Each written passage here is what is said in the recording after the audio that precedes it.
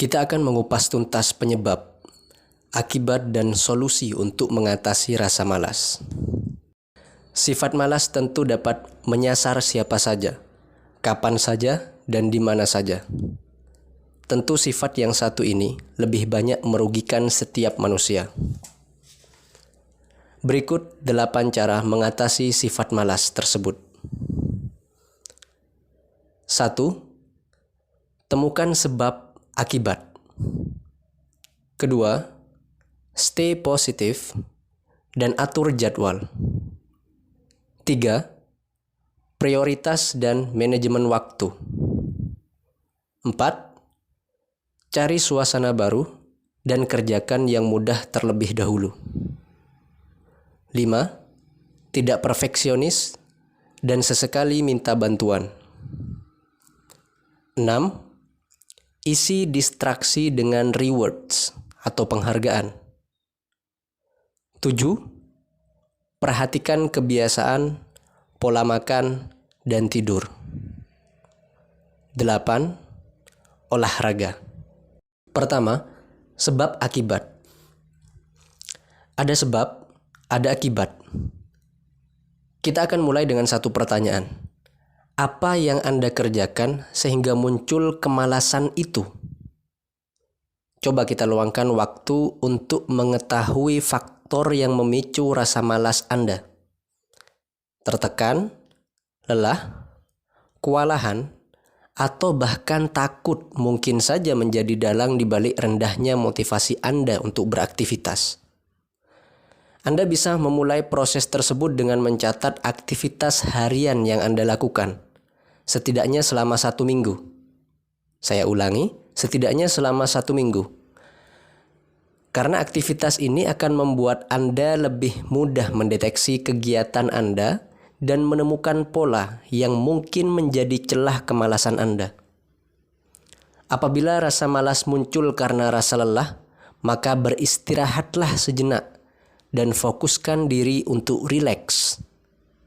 Dan jika penyebabnya adalah kewalahan karena terlalu banyaknya tugas, ada baiknya Anda berhenti sesaat guna mengatur prioritas Anda dan mengatasinya satu per satu. Kedua, stay positif dan atur jadwal. Berpikirlah positif agar kembali bersemangat. Pikiran negatif adalah musuh besar yang harus kita perangi. Mulailah berpikir positif dengan menyemangati diri bahwa Anda dapat menyelesaikan suatu tugas atau pekerjaan hari ini juga. Jangan menunda-nunda pekerjaan yang bisa Anda kerjakan. Bila Anda tidak memulainya, tidak akan ada yang selesai. Berikutnya juga dapat dilakukan pengaturan jadwal untuk rutinitas harian Anda. Biasakan diri untuk membuat catatan agar Anda bisa lebih disiplin dan terorganisir. Bila perlu, berikan batas waktu atau deadline pada diri sendiri dalam menyelesaikan suatu pekerjaan. Tidak hanya terbatas pada rutinitas di sekolah atau di kantor atau dimanapun, tapi juga aktivitas pribadi. Contohnya, waktu yang Anda habiskan untuk makan atau menelusuri sosial media berapa lama? Ya, jadi harus diberikan tenggat waktu dan lain-lainnya. Yang ketiga, prioritas dan manajemen waktu. Jika harus menyelesaikan banyak pekerjaan, Anda baiknya menyusun prioritas dan membagi waktu dengan seksama. Buatlah daftar tugas yang perlu Anda kerjakan, lalu perkirakan waktu yang sekiranya akan Anda habiskan dalam masing-masing tugas tersebut. Anda dapat mengerjakan tugas yang ringan dengan waktu paling singkat terlebih dahulu. Saya ulangi. Anda dapat mengerjakan tugas yang ringan dengan waktu paling singkat terlebih dahulu, sebelum beralih ke pekerjaan yang dinilai lebih berat dan butuh waktu lebih lama. Apabila ada tugas yang dirasa terlalu berat, maka bagilah tugas tersebut ke dalam beberapa bagian, sehingga Anda bisa menyelesaikannya secara bertahap, tidak kewalahan dan waktu Anda terpakai dengan efektif. Selain Anda bisa lebih efisien menyelesaikan tugas-tugas tersebut, Anda juga dapat memberi kepuasan tersendiri kepada diri Anda. Anda akan lebih termotivasi karena berhasil mencapai tujuan yang Anda susun sendiri sebelumnya. Keempat, cari suasana baru dan kerjakan yang mudah terlebih dahulu.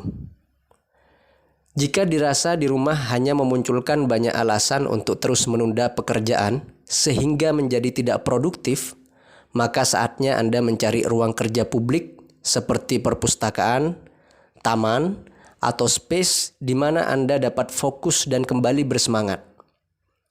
Tentunya pilih tempat yang sesuai dengan pribadi masing-masing, karena setiap orang tentu akan berbeda-beda. Berada di lingkungan yang bekerja keras dapat memotivasi kita untuk juga bekerja keras. Begitupun sebaliknya. Berada di lingkungan yang santai-santai saja, tentu keinginan untuk bekerja keras akan sangat kecil. Maka tentukan pilihan Anda.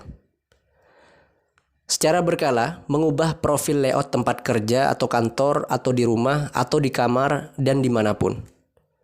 Kemudian buat daftar pekerjaan yang lebih mudah untuk dilakukan saat mulai mengerjakan sesuatu. Mengerjakan pekerjaan yang sulit tentu akan memakan waktu dan pikiran lebih lama. Hal ini akan membuat Anda lelah setelah melakukan satu pekerjaan. Dengan mengerjakan pekerjaan yang mudah, Anda akan bisa mengontrol mood bekerja agar konsisten.